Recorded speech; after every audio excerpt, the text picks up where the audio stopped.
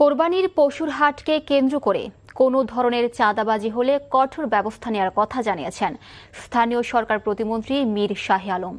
রাজধানীতে কোরবানির পশুর হাটের কারণে যেন জনভোগান্তি না হয় সেদিকেও সর্বোচ্চ নজর দেয়া হবে বলে জানান তিনি।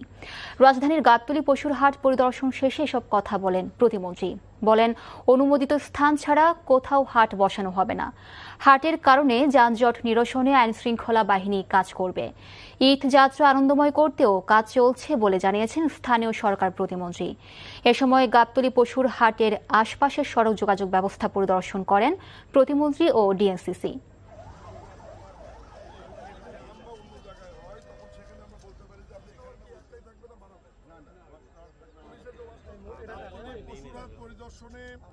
সাধারণ মানুষকে ভোগান্তির মধ্যে না রেখে তাদেরকে আরামদায়ক করবার জন্য যে সমস্ত ব্যবস্থাপনা করবার দরকার, আমরা সরাসরি মন্ত্রণালয়ের পক্ষ থেকে মন্ত্রীরা এবং আইনশৃঙ্খলা বাহিনী এবং প্রশাসক আমরা মাঠে এসেছি, দেখছি, আমরা কাজ করছি এবং মানুষের সুবিধার জন্য, জনগণের সুবিধার জন্য আমরা সবসময় মাঠে থাকবো।